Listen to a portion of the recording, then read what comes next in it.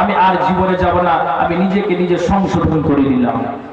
এই পুরুষ আর এই মহিলারা, আমি আপনাদেরকেই বলছি, আপনি এখন কথাটার জবাব দিন। তাহলে যদি আমরা এইভাবে রাস্তায় ঘোরাফেরা করি, শুরুতেই আপনাকে বললাম, তাহলে আপনি বলুন যে ওই নারীটা এখনো পর্যন্ত সম্পূর্ণরূপে ইসলামের মধ্যে প্রবেশ করতে পারেনি। আর আল্লাহ কি বলছেন? আউযু বিল্লাহি মিনাশ শাইতানির রাজিম। ইয়া আইয়ুহাল্লাযীনা আমানু দুখুলু ফিস-সিলমি কাফা ওয়া লা তাত্তাবি'উ খুতুওয়াতিশ শাইতান ইন্নাহু লাকুম আদুউম মুবিন। পৃথিবীর মানবরে, আল্লাহ কোরআনে জানালেন, হে মুমিন তোমরা শোনো, আর মুমিনা নারীরা শোনো, উদখুলু ফিস-সিলমি কাফা, আল্লাহর সীমানার মধ্যে, ইসলামের মধ্যে সম্পূর্ণরূপে প্রবেশ করে যাও। জি, কেন? একটা নারী রাস্তায় চলবে বেপর্দা হয়ে, একটা নারী রাস্তায় চলবে মাথার কাপড়টাকে খুলে, নিজের বক্ষ দেশটাকে খুলে, নিজের ওড়নাটাকে খুলে, আঁচলটাকে ফেলে, আপনার যেন তার অঙ্গ প্রত্যঙ্গ বুঝতে পারা যায়, আপনার যেন নতুন পাতলা কাপড় খরিদ করে বাজারে শামসি থেকে, মার্কেট থেকে নিয়েছে, সেভাবে পরিধান করে তো উচিত। এই জন্য একটা নারী একটা গজল বলেছে। গজলটা কি বলেছে? যে একটা ওই নারীটা যে গজলটা বলেছে, সারা দুনিয়ার মানুষ জানে, আর আপনার যেন বিশ্বের মানুষ সেই গজলটাকে শুনছে।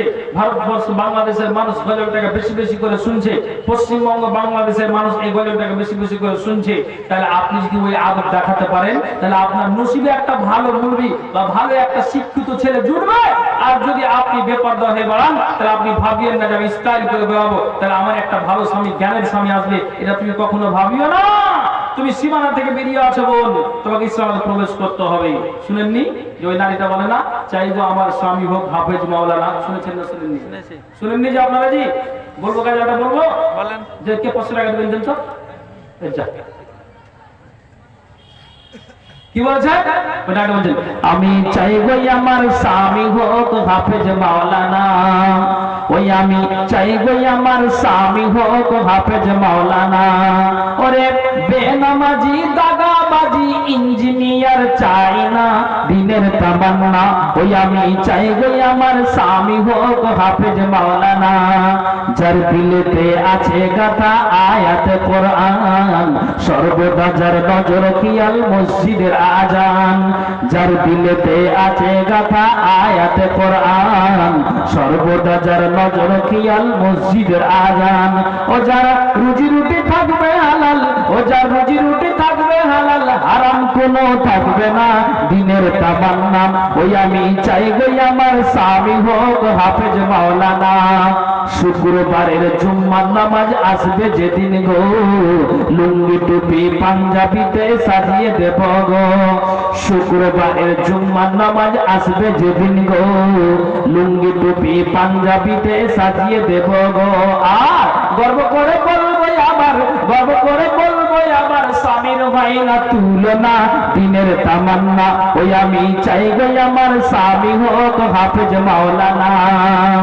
গভীর রাতে জেগে যখন উঠবে মোর স্বামী, নিজের হাতে তুলে দিব উজুরে পানি। গভীর রাতে জেগে যখন উঠবে মোর স্বামী, নিজের হাতে তুলে দিব উজুরে পানি। পাশাপাশি তাহাজ্জুদের, পাশাপাশি তাহাজ্জুদের পড়ব নামাজ দুইজনা, দিনের তামান্না, ওই আমি চাইবো আমার স্বামী হোক হাফেজ মাওলানা। বন্যে আমিন কি কথা আজ দেখো লিখে যায়, যে ঘরে বিবি স্বামী নামাজ বন্দি রয়, সেই ঘরে তো সকাল সাজে, সেই ঘরে তো সকাল সাজে, ঝরে খোদার পরদা, দিনের তামান্না, ওই আমি চাইবো আমার স্বামী হোক হাফেজ মাওলানা। যার দিলেতে আছে গাথা আয়াতে কোরআন, সর্বদা যার নজর খেয়াল মসজিদের আজান। ও যার রুজি রুটি থাকবে হালাল, ও যার রুজি রুটি থাকবে হালাল, হারাম কোনো থাকবে না, দিনের তামান্না, ওই আমি চাইবো আমার স্বামী হোক হাফেজ মাওলানা। তাহলে মা ও বোন, তুমি রাস্তাতে খোলা মাথায় চলবে, আর তুমি মুলবির আশা করবে যে আমি একটা মুলবি ভাতার বেতন তো ভালো করবো। তুমি যায় মুলবির কাছে, তোমার থোপ না চুড়ে দিবে। জি আপনার কথাটা তো গায়ে লাগবে, কিন্তু আমি বলছি আপনাকে এটাই বুঝাতে চাইছি, সম্পূর্ণরূপে যদি ইসলামের মধ্যে আপনি প্রবেশ করতে পারেন তাহলে আপনার নসিবে একটা ভালো সময় আসবে।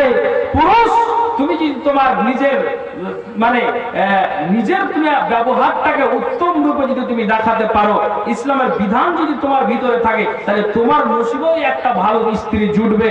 নইলে কিন্তু তুমিও আশা করিও না যে খাদিজাতুল কুবরা থেকে একটা ফারেগা মেয়ে আপনার কি করেছে, একটা মেয়ে আলেমা হয়েছে, উমুকের বেটিটা আপনার কি হয়েছে, মুলবি হয়েছে, মুলবি সাহেবজি হয়েছে, আলেমা হয়েছে, ফারেগা হয়েছে, এক কথায় ও ফারাগাত হাসিল করেছে।